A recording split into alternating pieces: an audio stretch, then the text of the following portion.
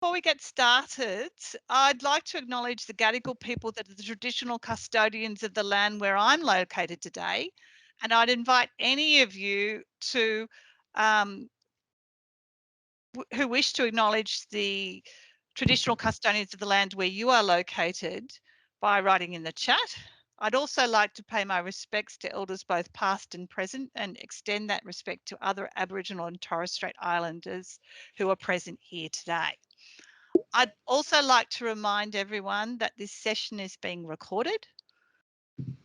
And finally, on with the show. My name is Kayleen Manwaring, and I'm your host today for the second session in the Challenges for a Cyber-Physical World seminar series. Nearly 10 years ago, I was first inspired to begin my own research on the cyber-physical world by an article on pervasive computing in shopping malls. This was an unusual collaboration then between a legal academic and an architecture scholar.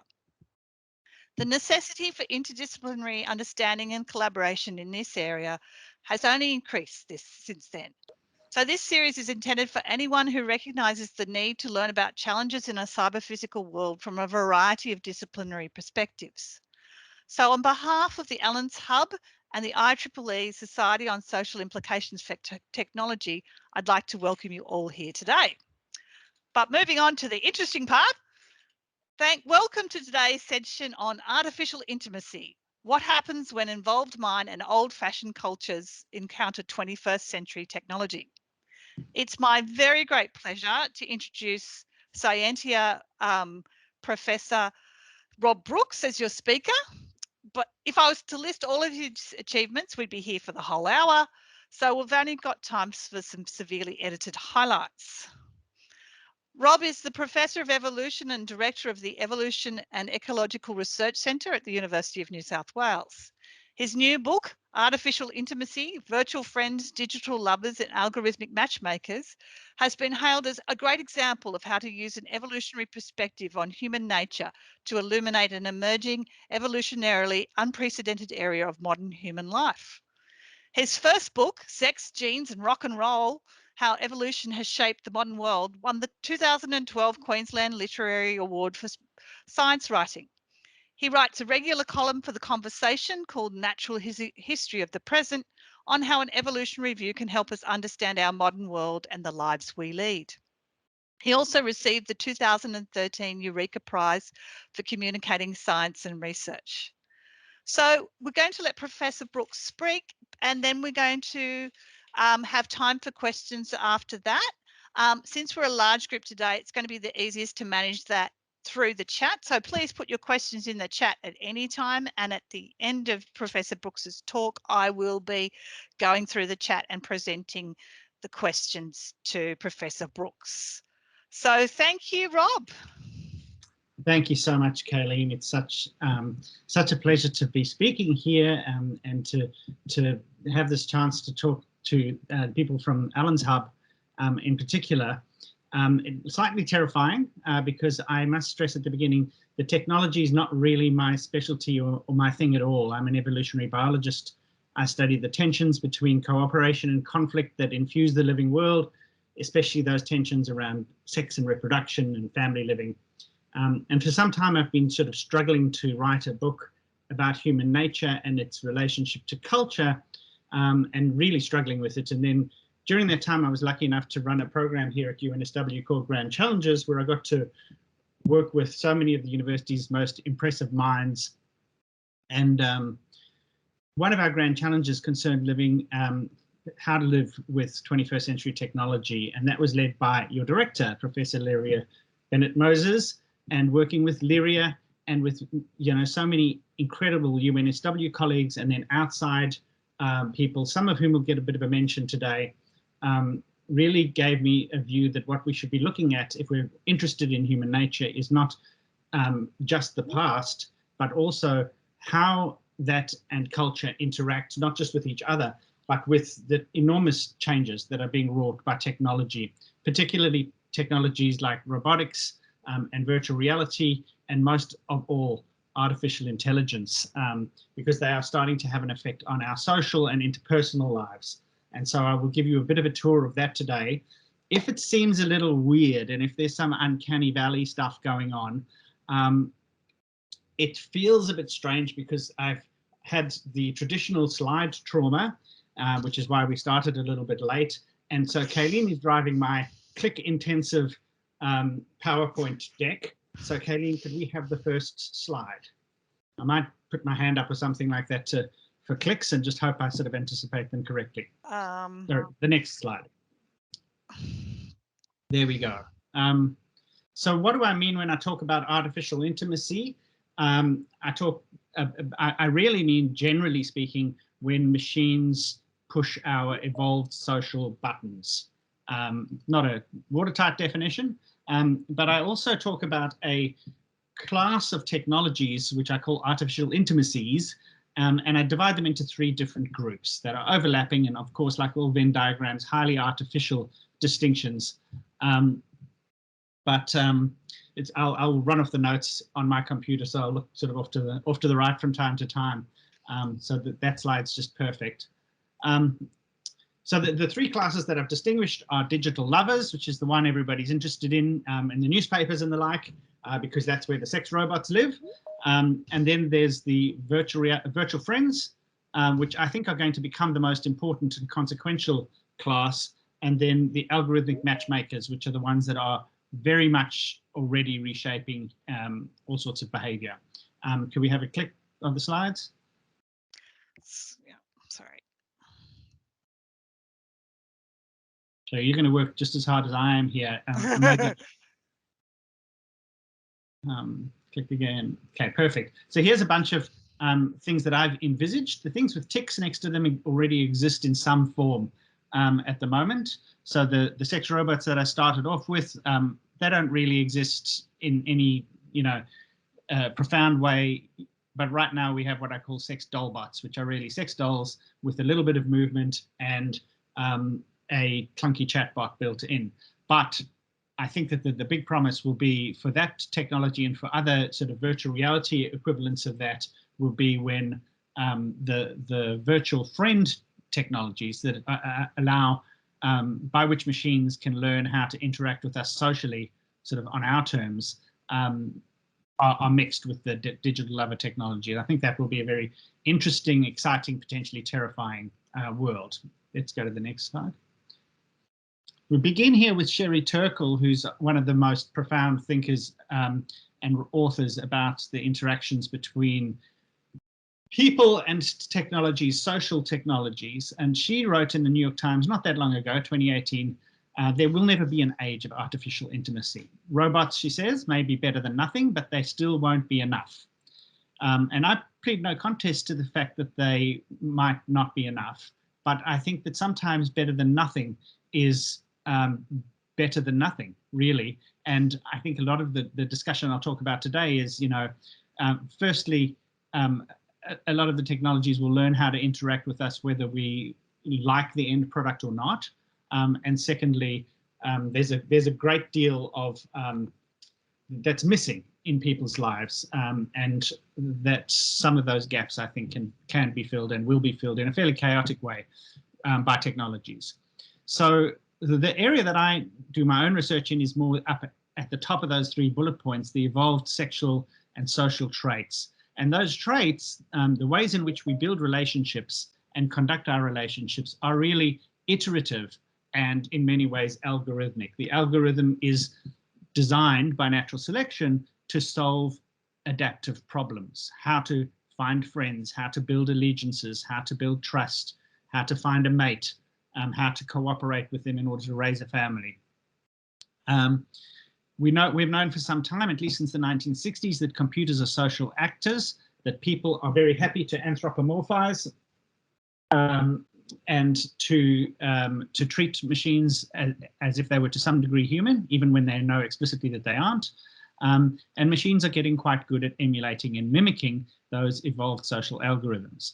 And then the last one is that machine learning in particular is one of the most potent design algorithms ever. And I will compare it with other design algorithms that are important and show that, I think that this area of artificial intimacy is just only going to get bigger and bigger. We'll go to the next. So we'll begin here with this little fella. If you know your robots or your robotic dogs, you'll know this is Aibo, the first generation robotic dog made by Sony and released in 1999. And it looks kind of more robot than dog. Now, when Sony were developing Aibo, they consulted Georgia Tech roboticist Ron Arkin. And Ron came out to speak to us at Grand Challenges a while back. And I had dinner with him and with Toby Walsh and with Lyria.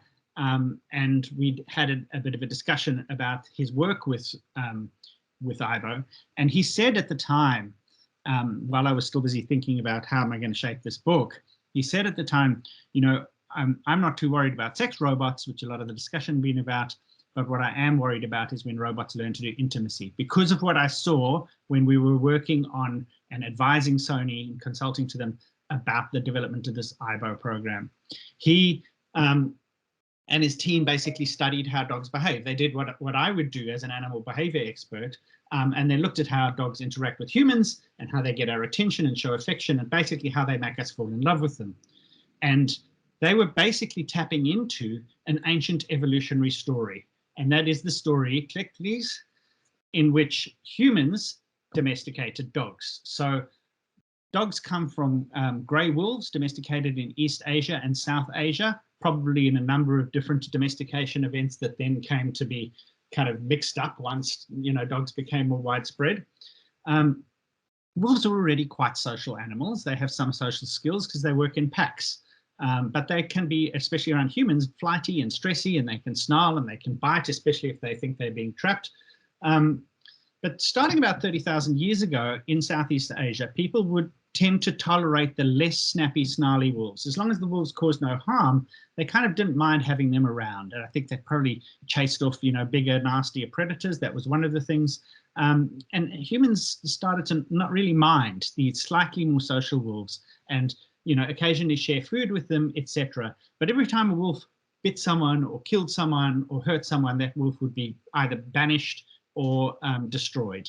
And that alone is natural selection at work. It's just that humans are imposing the natural selection. So we often talk about it as artificial selection. They didn't know what they were doing. They were just killing dogs they didn't like and occasionally adopting a puppy that was very cute.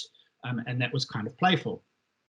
Now, Darwin recognized 150 years ago that whenever humans domesticate an animal, the animal evolves to become a less aggressive, more playful, more relaxed animal with a shorter snout and bigger eyes and ears. They call this domestication syndrome. And you can look at, if you look at the neuroanatomy of dogs now, or of any kind of domesticated animal, you'll see these repeated things that happen to the brains that basically make them retain a lot of the juvenile playful features. And that's exactly what humans were doing.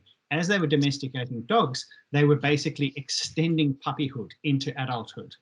And, you know, we still have that relationship and we're very tuned to that relationship. We love dogs. A lot of people love dogs. Dogs love humans, of course. And when a dog bites somebody, it's often destroyed before it makes the 6 p.m. news. When we go to pick up a dog and we want to adopt a dog, we pick the playful ones, the most puppy-like ones, even if they're adults. And that's what we find cute. And so that domestication syndrome is really important. And what you can see in the top right of the slide is, oh, sorry, one thing I forgot to mention is that with Aibo, people love their dogs. They really love their robotic dogs, so much so that they would send off to get them repaired and send off for parts. And then in 2006, Sony was having trouble and it shut down the Aibo project. And people were bereft, especially when they couldn't repair their dogs. And in fact, there were some elaborate Buddhist funerals held for robots when they sort of reached the end of their long walkies and couldn't be repaired anymore. And so, you know, there was a lot of loyalty when people brought them back, and you can see that they are now much more puppy-like and their eyes are bigger and they're more playful and they are now able to learn, and they send information to central servers that then, you know, mine that information. And obviously there's a bit of AI going on there now, which there wasn't in the early Aibo, as I understand it. So we've got this sort of recapitulation of the domestication of dogs that's happened here. Now, I think the key thing here is that roboticists and technologists have tapped into our very human capacity to love dogs and to love the kinds of interactions that we have with dogs. Can we have the next slide, please? So this is the kind of improvement algorithm that product development goes through from IBO 1.0 to the current versions of IBO. It gets better. It tends to be very slow. Why? Because it's done within one company. Maybe you're bringing in secrets or bringing in, you know, new technologies and new ideas from other places in the world, but it tends to be commercial in confidence, so it's quite secretive, and the improvement is quite linear. We click again, please. Compare that to product development algorithms with the similarly algorithmic processes in which we domesticate animals, or in which natural selection just shapes wild animals. They are very slow. Why are they slow? Because basically it's all about reproduction in evolution. It's all about genes going from one individual to the descendants or not. And the selection is the sifting out of those genes and the preservation of the ones that are effective at doing what it is that they do, and the removal of genes and combinations of genes that are not as effective. So gene flow is very important, but genes come from all around the species range. So in that regard, natural selection is very effective because genes come from everywhere, and it works over a very long period, so it creates incredible adaptation. It creates incredible improvement, but it's slow because it's generation to generation. In bacteria or in viruses, as we're finding out during the pandemic, it's fast because the generation time is short. In humans, it's incredibly slow because it takes, you know, 30 years for a generation to turn over. All right, let's go to the next slide, please. So long before humans ever domesticated dogs, they domesticated an even more important species, our own. We basically tamed ourselves, and we tamed one another. In the 5 million or so years since we last shared an ancestor with chimpanzees and the bonobos, humans have changed from tree-living apes, these are bonobos on the top left of the slide, tied to shrinking, you know, pockets of rainforest, into cosmopolitan, highly versatile apes that can live in just about any habitat that you might imagine. We just had the Tokyo Olympics, and the fact that there is a Tokyo, that tens of millions of people can live more or less on top of each other and cooperate and cross the lights at more or less the right time. And then we can fly people in from around the world, from different tribes and different groups, people who've never met each other, who are fiercely competitive with one another, put them in a stadium, have them compete against each other and not kill each other, is remarkable from an animal behavior point of view. From the point of view of, you know, the way in which social creatures, even highly social cooperative creatures, work, that is bizarre that we can do that. And yet we're very good at it, and we kind of take it for granted. We were very down on humanity and all the antisocial and uncooperative things people do because we noticed them, but also because we're designed to police that and to basically select for, breed with, keep in our tribe, support the people who are pro-social, and get rid of the despots wherever we can, get rid of the violent antisocial people wherever we can. And that's what we've done for at least the last 100,000 years, but probably for the better part of the last 5 million years. Our ancestors have done that. Can we have a click, please? And one of the distinctive things that's allowed this to happen is that our brains have got bigger. Click again, please.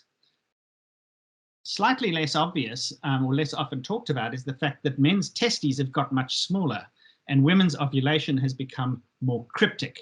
And these are very important because the way in which we reproduce has changed a great deal. And that is a big part of the domestication of humans, the taming of humanity. Another click, please. So somewhere between Bonobo and Tokyo, we've lived in small groups, roughly somewhere in the 100 to 200 people range most of the time. And we have cooperated. One more click. Our mating system has gone from a sort of multi-male, multi-female, free-for-all in which there is preferences and there is choice, but you know, everybody has a chance of mating with everybody else if they, you know, if they're lucky enough, to a situation where we can focus on one mate or on a small number of mates for a period of time. That's not to say we're a monogamous ape or anything like that, because we demonstrably aren't, but we're pretty damn good at monogamy. Better than 99% of all other mammals, and that we can focus on and we can cooperate with another mate. And it's that cooperation that matters, where parental care in our closest relatives is maternal and brief. And even though there's an ongoing association, mums don't do that much for their offspring. In our parental care lasts a very long time. Children leave home at about, 35 now. And there's an enormous investment of human capital, basically, in that parenting. And we do it, mums do it, dads do it, extended relatives do it, non-relatives do it. We're very cooperative. It takes more than a village to raise a child. It takes a whole society. And we click again, please. That cooperation has allowed us to live in bigger communities, nested communities, still small social groups, but then going up to sort of millions of people. We are able to do that with the various psychological tricks. We can have about 150 to 200 friends. Those are people that we could just walk up to and in a bar and sit down and have a drink with them, and it wouldn't be too weird if we were drinkers, both. And then we tend to, whereas apes and monkeys groom a lot, you can see those bonobos in the top left are grooming each other by picking at one another's fur. We groom, but we can groom more than one person at a time. And on average, we tend to groom about 4 people at a time, because we chat, we have conversation. And in particular, we have gossip. We talk about people and things and events and who's doing what to whom and who's related to whom and who likes whom.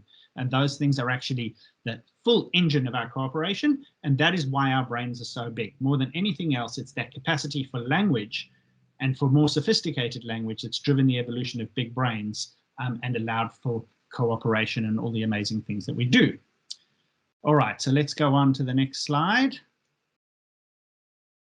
The secret to those social changes were big changes in the algorithmic ways we make friends and we draw them close. So here are bonobos, and what bonobos do is they groom, and the more you groom another bonobo, the closer they become to you, the more likely they are to be an ally, and the less you groom, the less likely they are to be an ally later on.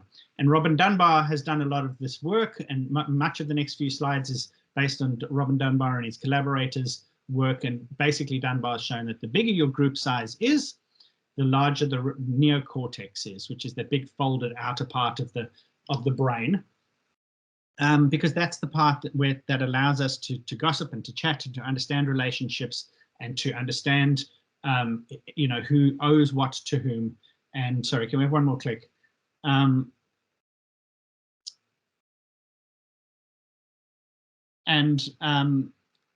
So the bigger the group is, obviously, the more complex that becomes. And so can we just go back one slide?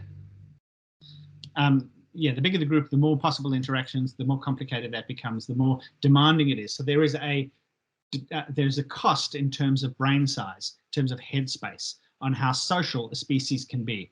There's also a cost in terms of time, which we'll come to in a moment. So now we'll go to the next slide.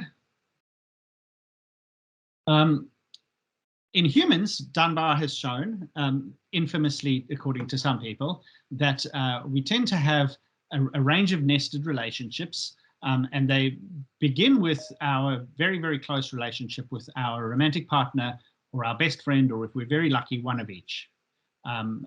And that's usually, it says 1.5, because some of us have only one person in that circle and some of us have 2. Then you've got your emotional support group, who are the people who are right there for you. And that's really your parents or your children or your sibling or something like that, and maybe your bestie. Okay. Then you've got the sympathy group, which is if they were to die suddenly, you would be absolutely devastated. And that's roughly about 15. And so what you're seeing here is this general scaling of about 1 to 3. The next size in concentric circles goes up by about a factor of 3. 50 close friends. And this is the big one, 150 friends. 150 friends are the people that would be, you'd have a pretty cooperative relationship with, you'd know what's going on in their lives. And Dunbar says that this mirrors the sort of average size of social groups in hunter-gatherer societies. Now that's argued about, but the crucial point is that, you have more friends than you have close friends, and you have more acquaintances than you have friends. What the specific number is, and whether those numbers are different for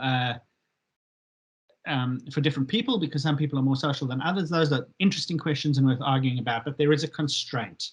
And the thing, can we click again, please? The thing that influences where you are is gossip. The more you gossip with someone, the more you draw them in from being somebody that you used to know to somebody that you do know, to somebody that's a friend, to somebody that's a close friend, etc. We groom one another by gossip. And we spend about 20% of our waking hours grooming and gossiping, just as the various apes do too, or at least that's the upper limit. So gossip is the iterative algorithmic process by which we make friends and we draw them near to us. Next slide, please. And you can click again. So here's Joseph Beisenbaum, who's a very famous pioneering researcher in computer science, and he developed this fantastic early chatbot in the 1960s called Eliza. And the script that Eliza's just been having in discussion with me, you can see if you go to that website down the bottom, you can use it yourself. And the script's called Doctor, and it basically is a Carl Rogers type psychotherapist who just asks you open, almost meaningless questions to encourage you to talk about yourself. Talking about ourselves is one way that we feel close to the person that we're talking to, especially if they're encouraging us to talk about ourselves. And machines are very good at doing that. Now, Joseph Beisenbaum, and I'm hoping Michael Caton yet gets a chance to play him because the resemblance suddenly strikes me.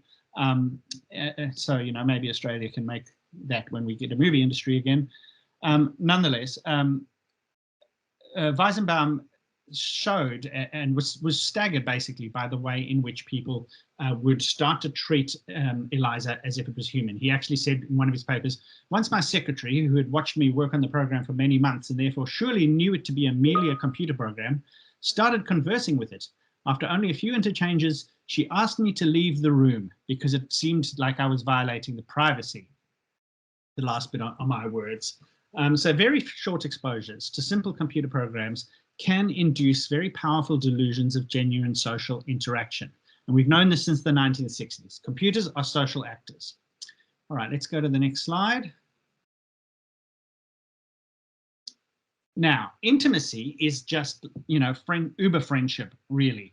The psychologists Arthur and Elaine Aron are among the people a group of psychologists who've developed this notion of intimacy as really integrating the other into your sense of self. Could you click for another slide, please? Yeah, here we go. And one more time. See where that takes us. All right, yeah, the way in which we groom and the way in which we gossip in order to build intimacy is what's called escalating self-disclosure. We start with fairly trivial stuff and small talk, and then we start talking about stuff that's important to us. And the more important it is to us, the closer we get to the other individual. And if it's reciprocated because they give back in terms of disclosing important things, then we get to a position where intimacy starts to build. And the more intimate you become, the closer you become to somebody, and you move into those inner social circles. Now, the Arons showed that this can actually be emulated or mimicked in the lab by getting people to work through a series of 36 questions that begin with sort of, you know, what did you have for dinner, and end with, you know, if you were to die tonight, and, you know, what would you regret not having said to somebody and why? And so if you work through these things over a period of hours in the lab, you develop a certain amount of intimacy with somebody who's randomly assigned to you. And in fact, you know, famously, one of the couples in this experiment ended up getting married.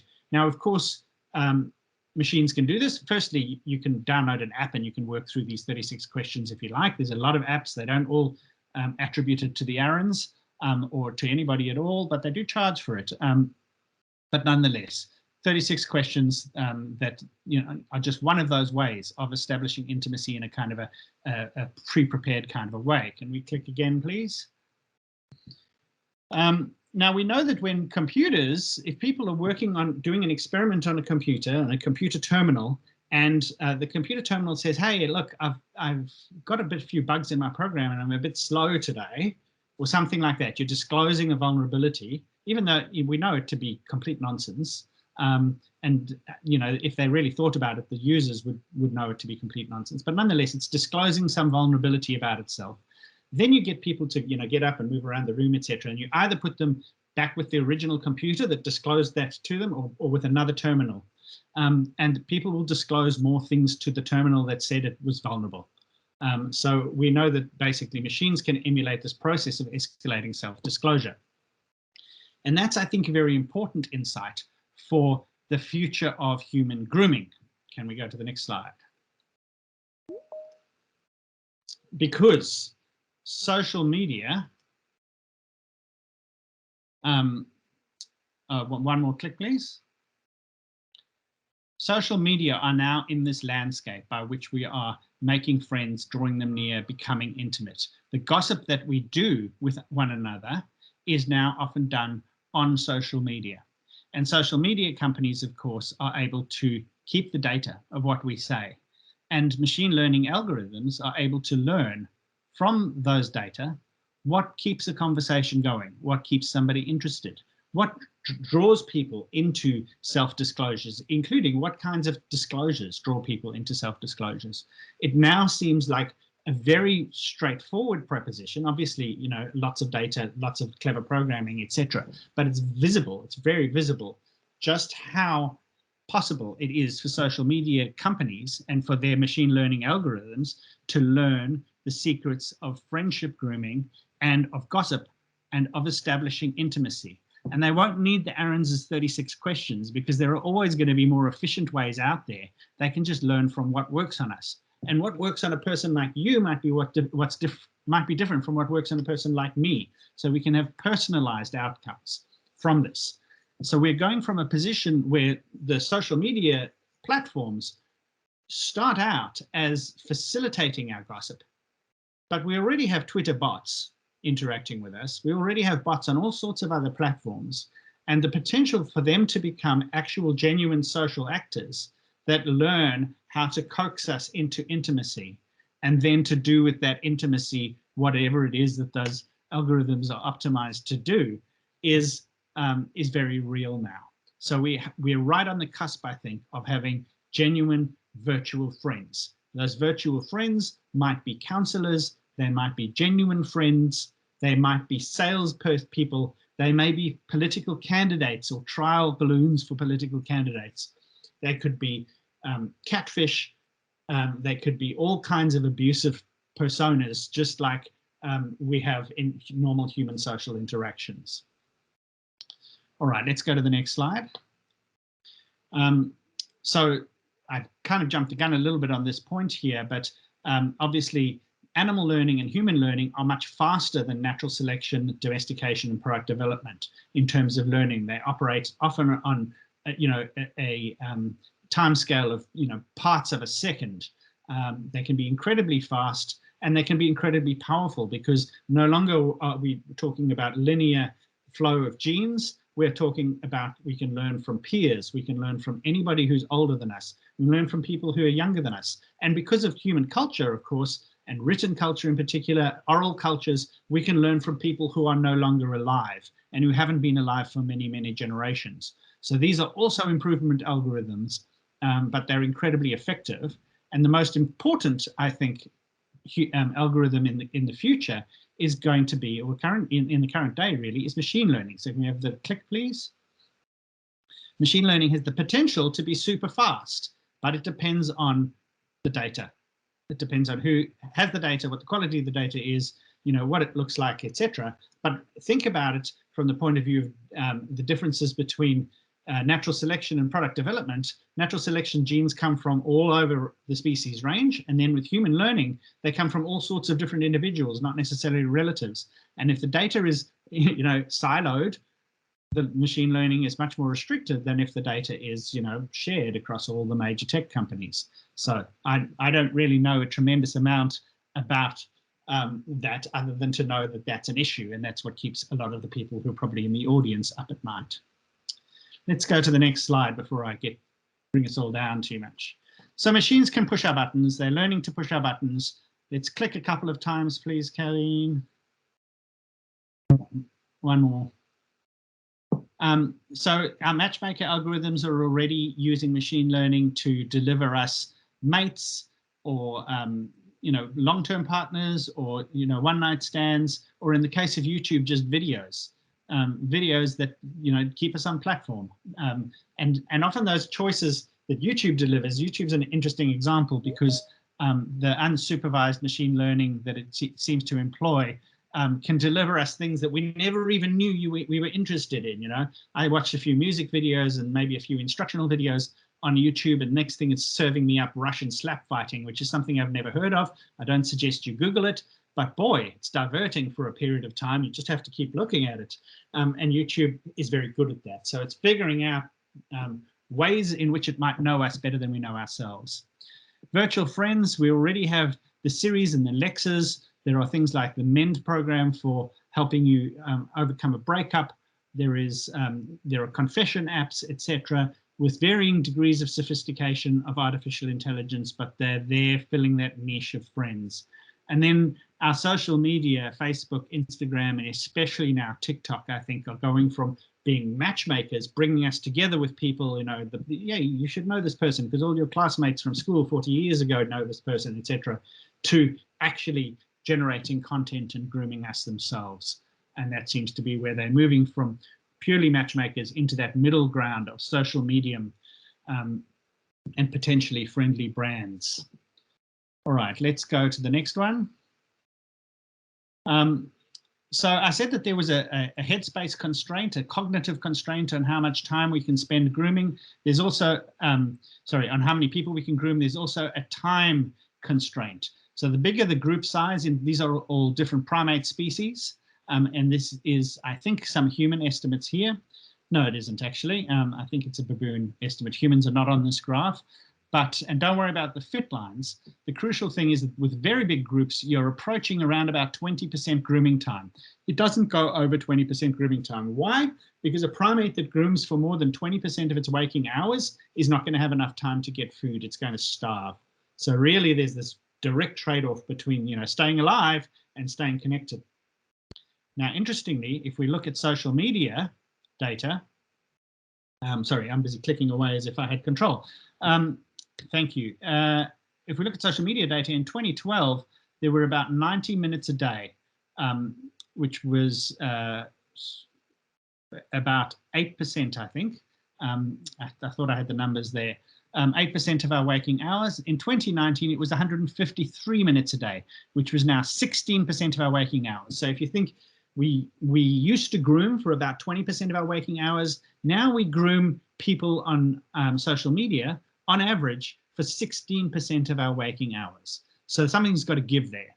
Firstly, it's real life relationships. We're spending a lot of time fighting with people on Twitter and chatting to people that we, you know, would normally have fallen out of our friendship circle. And that has its, you know, its benefits. And there's some things that are great about that, but it comes at the expense of our relationships with our partners and our children and our parents and our close friends, because the time that we spend doing one thing is time that we trade off against doing another thing.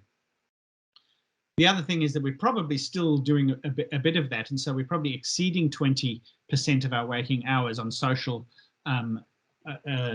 grooming, including social media, and that's cutting into sleep. And there's some indication that a lot of the sort of smartphone-induced crisis in youth mental health, that one of the major candidate causes for that is cutting into time spent with family and cutting into sleep. And we can talk about that later if we need to, but for now, I'll just make those assertions and you can go along with me if you wish. All right, can we click again, please? So I haven't talked much about the sexy, the sexy artificial intimacies, the digital lovers. Here we have a current state of the art, the kind of thing that the newspapers obsess about. This is Harmony, the so-called sex robot. I call Harmony a dollbot. It's made by Realbotics in California. Realbotics make dolls. Looks a lot like a person, like a particular kind of person. There's a lot of really valid criticism about sex dolls and the possible sex robots and the narrow range of trait values that they tend to represent. They tend to be gynoid, youthful, white, etc. Those are all important criticisms and discussions. But for now, I think that the sort of sophisticated sort of dullness of this suggests to me that making them look or feel more lifelike is not the big engineering challenge right now.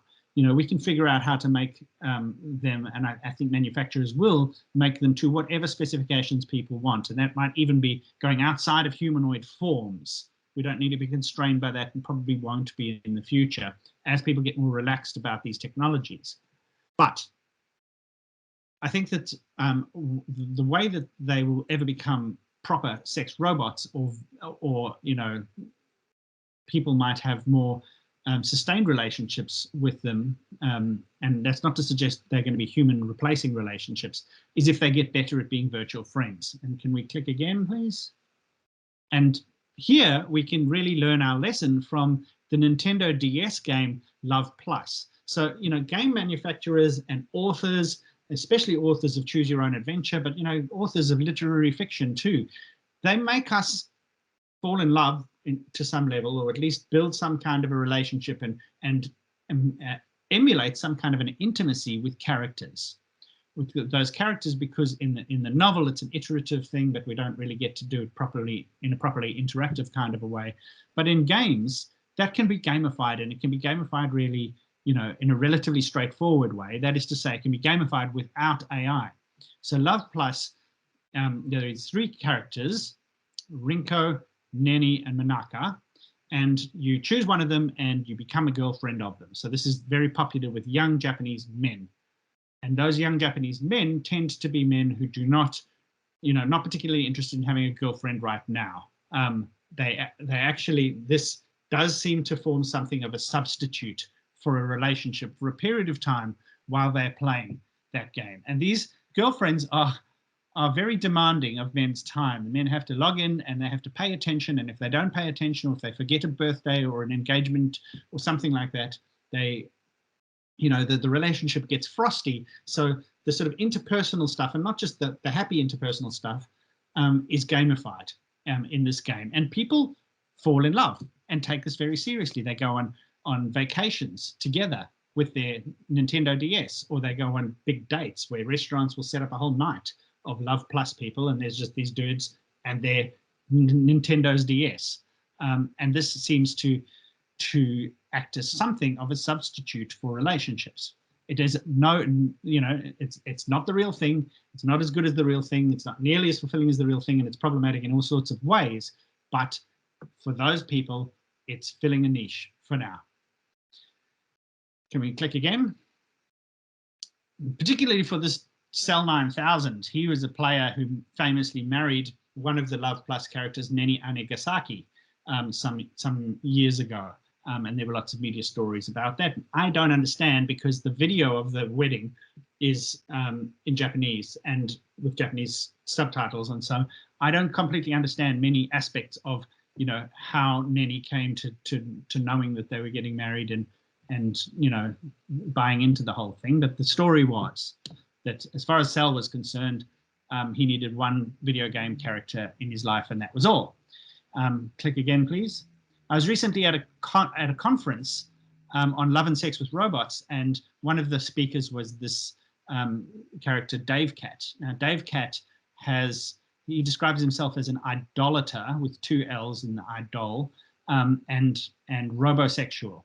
And he's very excited about the prospect of sex robots, but his long-term wife, he's been married to her for several decades, as far as I understand it, is a real doll called Shidori Kuroneko, and he speaks of her the same way that many people speak of their spouses or significant others. Dave is under no illusions that Shidori is a person, but, you know, he insists that his relationship with her is in some senses real. And, you know, I think it's worth going and having a look at it, because he's a more sympathetic character than I can describe it, and a more interesting character than I can describe it. But the thing is that both Cell 9000 and Dave Cat are not out there on the market looking for relationships with real people. And that's the important bit, because I'm going to make a huge change of pace now and start talking about some of the consequences of these technologies.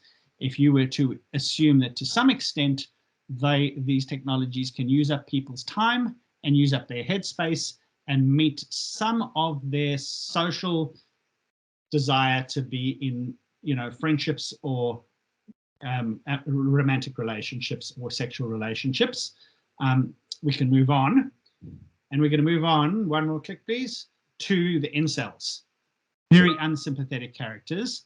On the top left here is the New York Times story from the 2014 Isla Vista killings, in which a young man who was angry at the world, but particularly at young women at the University of California, Santa Barbara, for not sleeping with him, basically killed his flatmates and then went on a big rampage through town and killed a significant number of people. He, I know it's not traditional to say people's names in these circumstances, but I also believe, he's dead.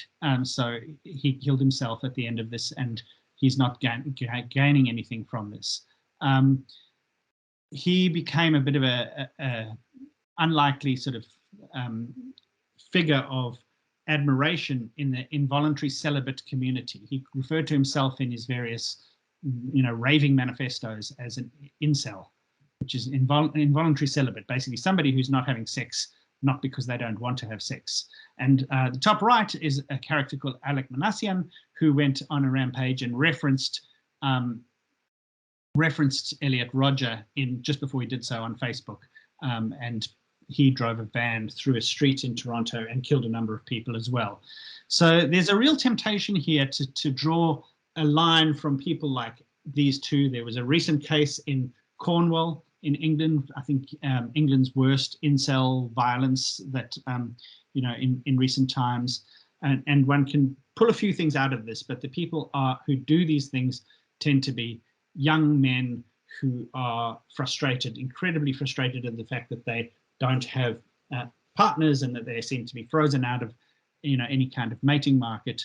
And they feel very, very entitled. They feel entitled to sex. And to sex with whomever it is that they desire, and they spend a lot of time on the internet, and so it's actually very tempting to say that this is a problem of Western educated, relatively rich young men, and it's a problem of the internet, and the internet hates women, etc. In fact, the hashtag Not All Men came out first, I believe, straight after the Elliot Rodger issue, as did the response, Yes, All Women. However, and this might be difficult, for some people to square, but I will make the argument, and I'm happy to come back to the argument. This is not a problem that's restricted to a particular country or a particular language group or a particular culture or even a particular time. Sorry, I'm clicking away again. Kayleen, could you click on the next and one more? A month before Elliot Rodger went rogue in Isla Vista and killed all those people, in the northern Nigerian town of Chibok, the Boko Haram insurgents kidnapped 176 young women, girls, basically schoolgirls, and took them away. And when this is not the only time that Boko Haram has done this. One of the ways in which Boko Haram recruit young men is that these are young men who are forsaken not only by the mating market, they can't find a wife because they can't afford bride price. They have no prospect of finding bride price because employment is so scarce in that area, and there's no way to make the kind of money. The political scientist Valerie Hudson talks about bride price being a regressive tax levied on younger men by older, wealthier men. And that certainly seems to have all sorts of negative consequences. And young men in places like Chibok will sometimes be involved, or at least be recruited and radicalized by the prospect of a bride. And that bride is basically somebody who's been kidnapped and they've left a little bit of money on the ground, supposedly for the girl's family. The Mumbai hotel bombings, again, the people who carried this out, I'm not talking about the people who planned it or the political agenda behind the planning of the event, but the people who did the work on the ground were all young men who had been recruited because their families could not afford bride price for them or for their brothers. And they were promised by the leaders that their families would get the money for their brothers to be able to enter the mating market. So, one can go on and on to make the link between incels in the West and incels in other parts of the world. But historically, there has always been a problem with young men who are unable to make it into the mating market, unable to establish themselves sufficiently to be attractive to a woman or to a woman's family, if it's that society that arranges marriages in that way. Can we click again? Now, historically, the incel problem has often resulted, when you have an excess of unmarriageable young men, those men will gravitate either to militias or they will gravitate to the army where there is an army. And here's Napoleon, for a bit of a change of tack, on the day of his greatest victory, which is at Austerlitz, where his 68,000 forces routed the combined Austrians and Russians, who were about 95,000 people. So there are 160,000 men, mostly young men, at Austerlitz, mostly low-status men, actually, and the dead were certainly more likely to be among the low-status people. What made Napoleon, good was not only his tactical acumen, which allowed him to win with inferior numbers at Austerlitz. He normally outnumbered his opponents by a great deal. He once boasted to the Austrian foreign minister that you can't stop me, I spend 30,000 men a month. He spends 30,000 men a month. So you think about that, that's 1812 when he said that, which is barely 200 years ago. Compare that level of mortality with the 7,000 US military deaths in Afghanistan. Now, obviously, there were a lot of other people who died who were not US military, far more Afghans, for example. But the number of US military deaths was incredibly, politically unacceptable, and was something that, the American society has obsessed over for 20 years, and, rightly so, I think. Whereas Napoleon, in 1812 went into Russia and lost 340,000 French men's lives in 6 months. And so it seems, and, analyses by historians and by students of security tend to bear out the fact that when there are surpluses of young men who are unable to find their way in the mating market, basically they will find one another and they will become more likely to cause violence within their society, as well as that society is much more likely to march to war or to go into some kind of colonial expansion, which is pretty much the same thing. There are a lot of incels throughout history. There are a lot of people who died before they ever had a chance to marry because they were striving to avoid becoming incels, basically. And yet, none of you listening to me today, me included, descend from a single lifelong incel. Not one. All of our ancestors managed to find a mate and start a family in whatever ways, sometimes in, very sort of obvious and standard ways, but no matter who they were, no matter who they were attracted to, what their gender identity was, etc., our ancestors managed to basically get their genes together with someone else's genes again and again and again and again. And so when our ancestors, the people who are alive and who populate the world today, when their genes and where the information that makes them who they are have encountered the possibility of becoming an incel, they have basically found ways to avoid that. Not always, not everybody with those genes was successful, of course, but basically there's this very strong urge to climb in status and respect and to become somebody that is potentially marriageable. And that is, the more likely you are to be frozen out because you started out poor, because you're young, because you're in a bad situation, or because demographics are not in your favor, the more likely you are to strive in that way and to behave in that way.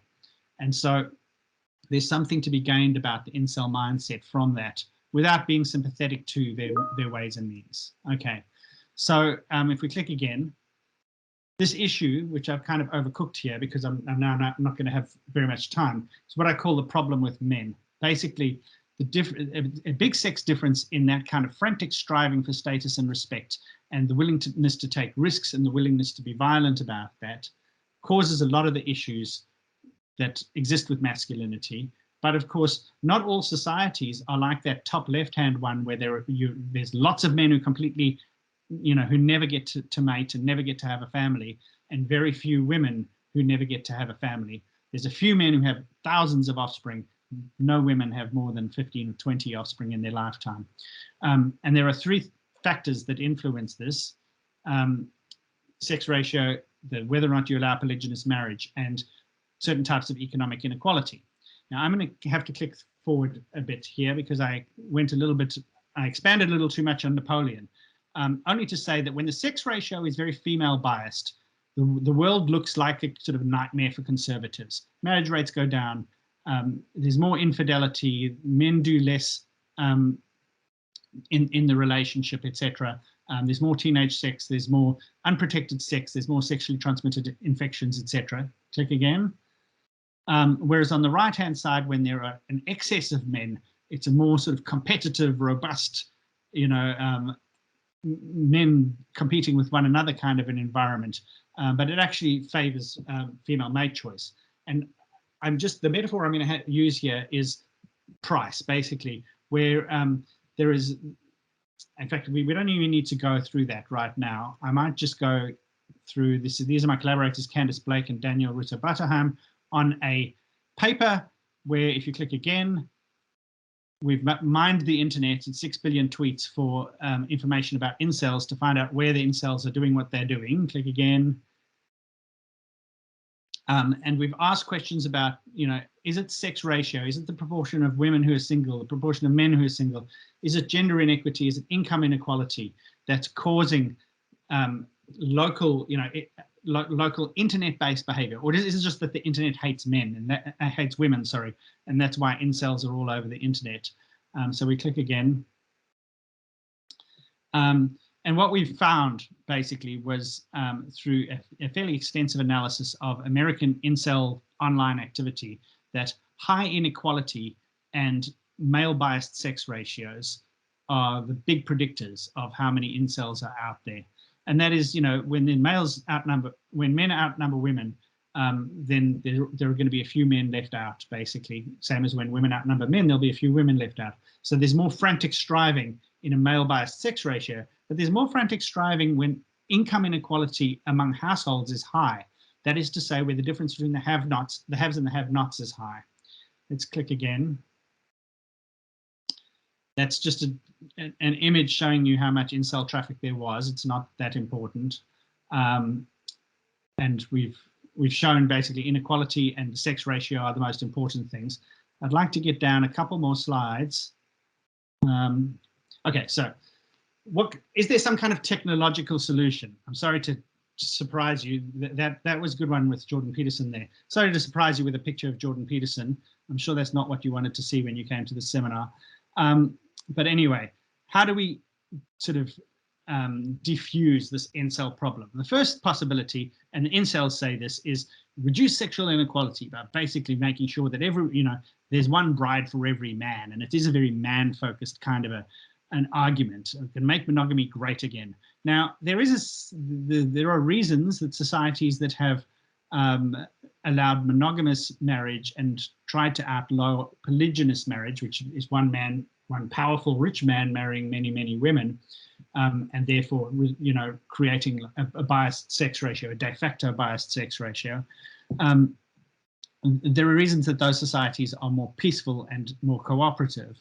And so Peterson, has a bit of a point here, but this argument's also often wound up in the incel world with, and let's wind back gender equity while we're at it.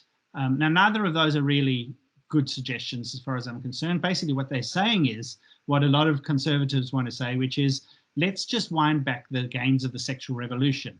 And I imagine that most of the people in the audience today feel that the gains of the sexual revolution are super important, possibly the greatest emancipation of any people that's ever happened in history, certainly in terms of numbers, and it not worth winding back, even though perhaps there are certain complications and aftershocks. The other possibility is we can reduce income and wealth inequality. Important, because those are very toxic things. They have corrosive effects on societies, including via mating markets. But the two I want to talk very briefly about are algorithmic matchmakers and digital lovers. So let's click on. This is all the countries of the world lined up in terms of inequality. And if we click again, somewhere in the middle of those countries in the world is the mating market for heterosexual women. This is on one of the dating apps. Okay, not Tinder. I'll get to it in a moment. It's on Hinge, basically. And you know, there's a fair amount of inequality in how much attention women get on this particular dating app, but there's profound inequality in terms of how much attention men get. And this is kind of typical of normal mating markets. Super attractive men get lots of attention. Most of the men get modest amounts. A large number of men get no attention at all, whereas for women it's kind of spread out a little bit more evenly. But nonetheless, it's huge, because this kind of inequality is the kind of inequality you have in Colombia and South Africa, in places that are not known to be very relaxing places to live, because of what? Frantic striving, usually by young disenfranchised men. Let's click again. Just click through to there. Okay. Thank you. One back. So that was Hinge. Hinge is actually one of those matchmakers that tries to match you on sort of compatibility of interests and the like. Tinder, on the other hand, is very superficial. It's really, does your profile look appealing or not? And there's a lot of, you know, you can choose very quickly. And what these algorithmic matchmakers that are reshaping human mating markets are doing is they are creating more mating inequality, because super attractive people can get all sorts of attention. There's nobody there, as there would be at a party, sort of to tap you on the shoulder and say, hey, do you know they've got a partner, or they've got 3 other partners? And you aren't constrained. At a party, you're constrained by how many people can fit in the house, or in the club that you go to, or, you know, at the concert that you go to, etc. Now, you know, all of the people, at least within a 5K or a 10K radius, are theoretically available to you. Other dating apps like OkCupid, you know, have very complicated algorithms based on all sorts of information that you put in, but it seems that information isn't really helping. It seems that they're no better than just noise, at least according to the people like sociologist Kevin Lewis, who know about this. What I'm thinking is that potentially, I think it doesn't pay to be as pessimistic as Kevin Lewis is and to say machines will never be good enough. We know already they're good at being friends, they may be good at being lovers, and they could be good matchmakers too. It's just that we haven't got the right machine learning by data combination to create the kind of app that people want to use once, and then get off because, you know what, they found something that's interesting to them for a period of days or months, or possibly even a lifetime. So maybe algorithmic matchmakers can help solve it. Let's click through again. And the last possibility is that digital lovers might do the trick. Now, I know this argument's out there. Let's click again. That, you know, we could just deploy an army of fembots and that will, you know, neutralize the incels and everything will be okay. Of course, you know, the notion, there's so many difficult issues in terms of weirdness, in terms of objectification, in terms of what it will do to us psychologically about how we treat other people, which I haven't even scratched on today. There are concerns about us actually being replaced in a way that is actually the benefit of them, is that, you know, sex becomes a slightly lower stakes proposition. There's concerns about the fact that they seem to mostly be built for heterosexual men. Well, the ones that we need to deploy in order to diffuse the incel problem need to be those kinds of digital lovers, but they needn't be quite so stereotyped. And how do we get them to where they're most needed? Let's click again. That's actually relative. Oh, sorry. So, you know, firstly, you don't have to want a digital lover to be your lifetime partner, but a digital lover that diverts you from the mating market for a period of time can actually potentially help take the heat out of that mating market, take some of the demand out of that mating market. So that's really what I'm arguing here. Let's go again. We know where to really concentrate deploying these things, because we know where the incels are because of the internet, because of where, you know, they'll tell us where they are. And there are certain areas where they're a higher priority, just like there is bride price inflation in certain little pockets in South Sudan or in Nigeria or in, you know, any other country that practices bride price. You'll see those pockets flare up, and that's what security agencies look for, because that's a predictor of violence. Similarly, porn searches, that map of incel activity could just as well be a Pornhub search map. And in fact, studies have shown very much the same thing that we've shown there. And then I think we can click on. So, are we ready for digital lovers? No, we're not ready for digital lovers. It's really, really, you know, complicated, and there's so many issues to work out. But the prospect that they may in fact help to take some of the heat out of mating markets, that they might extend the benefits of the sexual revolution by taking some of the notion that, love is the same thing as marriage, is the same thing as lifelong commitment, etc. I think that's a really exciting possibility. But how do we get them to where they're needed without, some kind of tech colonialism that says you don't get a mate, but you get you get a machine? I mean, I think that, Margaret Atwood has already written about that extensively and far more eloquently than any non-fiction book could say. But the one possibility that I'll leave you with is the possibility that the high-priced luxury good, instead of the destination wedding and the bride that,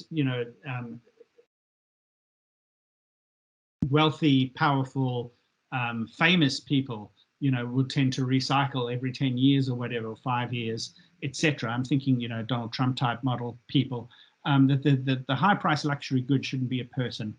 Maybe if the machines can be so sophisticated and so toy-like, perhaps they could divert the likes of Donald Trump for a period, or, those kinds of figures. Pick whatever figure you want who is defined by who they have on their arm, and instead, if they just had a gadget that distracted them for a period of time, then perhaps that might make things a little bit better for everybody.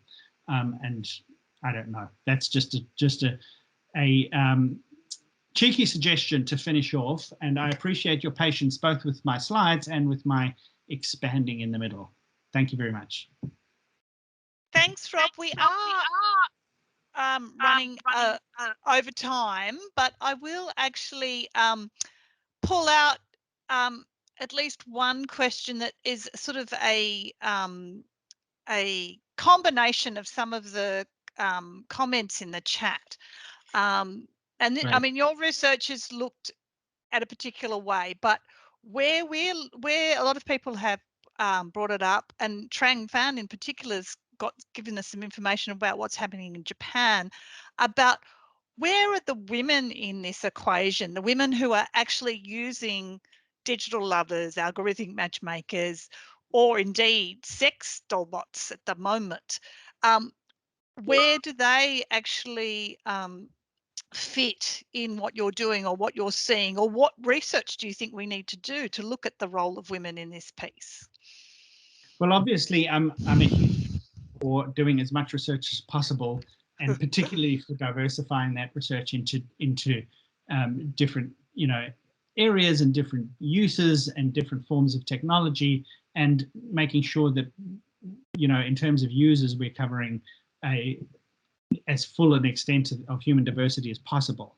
I think the incel issue is one that I chose to speak about today. I know it's very male-centered, but it's deliberately very male-centered because you sit down to any news article, any news bulletin. I did this with my son when he was about 12, and my goodness, one thing after another is really a problem with men story. Problems of particularly questions of sexual assault and coercion, etc. But violence against other men, ridiculous striving for excess, status signaling, conspicuous consumption. Those are things that kind of occupy us. That's what our gossip is about, because I think those are the things that are dangerous around us. So I think that it's a real challenge to try and address the incel issue, because they're such unsympathetic characters. A lot of people are like, well, just let them rot, just deal with themselves. They just need to learn not to be violent. They're not going to learn not to be violent. They're not going to do it out of some kind of sense that this is the most corruptive thing. We can't even get people to take a vaccine that's for the public good. You're not going to get people to opt out of their ambitions because they seem kind of impossible. So here we have these incredibly unsympathetic characters who are causing profound problems, and we can choose to write them off, which we're currently doing, or we can choose to address that particular issue. But there is so many deficits out there in the world in terms of so many lonely people, so many people who would benefit a great deal from having access to these types of technologies. And I would hope I think the danger is that we see what's happening with something like sex robots, and that they're very, they're gynoid and the users are very much men, and it's a very niche kind of thing that's going on. And we go, let's just run these things out of town. Whereas I think that if we take a slightly more relaxed and a little more open, we don't really know how this is going to go view, but let's have a look at it in a range of different contexts with a range of different people and find out what it is that they want to use, and how they might want to use it. Not only will we learn a great deal about human technology kind of interactions, we'll learn a great deal about people, and we'll probably see various types of really, really useful technologies arising that service a range of different, people's needs and interests and wishes and desires, and in some cases paraphilias. So, yeah, like I would love to see a more diversified discussion about sex robots. He says, as he then goes on talking about the last two chapters of his book, which are a very male-centric kind of view. And, but I do acknowledge that there is male-centric. I think the thing that's really cool, as a student of behavior, there's so many things that are cool about this. I always wanted to build virtual reality avatars that could move and shift in relation to what people want. We can actually start to understand what people's preferences are, including their sort of how gendered their preferences are and how they arise, by freeing ourselves from the rules and the laws of physics and anatomy. And you're already starting to see that in 3D animated pornography, for example, in which there's this immense proliferative kind of imagination of what it is that people find interesting and sexy. And I think that as we mature into having more open discussions about that sort of thing, I think that we'll start to really see more of people's diversity of interests coming out as well. Okay, just one extra one in talking about what you've said about the fact that looking at addressing issues of incels and looking at the fact that we should be relaxed and see how it plays out. And I agree that there's some merit to that. But very, very recently, I read about a series of sex doll bots that are programmed to simulate a lack of consent. So we're talking about things that are probably going to appeal at least to a subset of the incel population, though that's maybe a jump that I'm not qualified to make, being a lawyer rather than a behavioral psychologist or an evolutionary biologist. So I suppose my question would be, and again, I'm looking at it from a legal perspective, in terms of letting it rip, what do you think about that, in the sense of should we be intervening at the moment for those sorts of areas where we've already got a problem in real life for a lack of consent? The feeling would be, the question might be around, will they get that out of their system, worst case, best case scenario, or will it more likely to facilitate this concept that will it normalize a lack of consent in their real life relationships? Yeah, I think that's a really, really important discussion, and it's one where I think, not only do we not have nearly enough information about how people really will respond to it, I find it really hard to imagine a society that's mature enough to allow that kind of research to go on. I mean, can you imagine it? We have this nitpicking of ARC grants every year, and anything that sounds like critical theory or whatever gets poo-pooed and pushed out of the way and stuff. But imagine if we were, we're very tuned to detect people who are, harming children, and anything that looks like they're people who are harming children, or people who have a preference that might allow them to harm children, or that might be coercive to adults. We want to run that out of town. That's a very common social reflex and an understandable one, and part of the domestication of humanity. But we really, really do not know at the moment whether or not which of those two options you outlined are going to prevail. It's the same discussion we've had with, rock lyrics, and with computer games, and with violent films, and wherever the data has been presented, it seems that where either there's no effect, and on an aggregate level. Now, some individuals are inspired by nasty rock lyrics to then go forth and do nasty things, or inspired by computer games. Anders Breivik, the Norwegian guy, you know, he played a lot of Call of Duty and then he went out and killed a phenomenal number of people. And so we blame the computer games, but from what I can tell, at an aggregate level, the effects are either sort of neutral, or they take some of they improve the situation ever so slightly.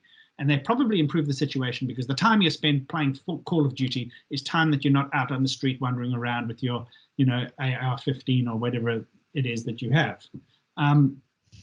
The same discussion obviously has pertained about pornography for the last 50 years at least. And there's these very strong calls from both sort of the radical feminism as well as the sort of family first conservatives that, you know, porn's going to cause the world to implode and men to become more violent, etc., etc. There's an enormous number of anecdotes of people who are avid porn users who then go on to do hideous things individually. And yet at an aggregate level, once again, there's either seems to be no net effect on aggregate levels of sexual coercion and sexual assault, or they've gone down with pornography, which is not what, you know, was predicted in the 1980s. And I know that a lot of people will contest those statements too, because you can point to a bunch of studies. But so we haven't had the, you know, the maturity and the resources and even the sort of tools for discussing these things for porn and for video games. Now imagine machines that can emulate a lack of consent. I mean, it isn't that at one level, it is a machine. It doesn't give consent because it's not a person and it can't consent. But we don't even know something like objectification. It's an object. Will having sex with an object cause people to treat people as objects more? You know, we don't know. There's no study that I know of that has answered that question.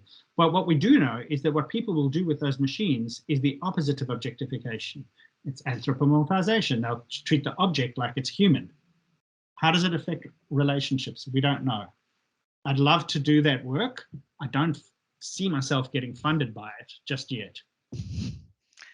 Well, thank you so much, Rob, and thank you so much for spending extra time with us today. Considering it's 2:20. I know people have asked questions and made really useful comments in the chat, so thank you all for that. I'm sorry we can't get to them today.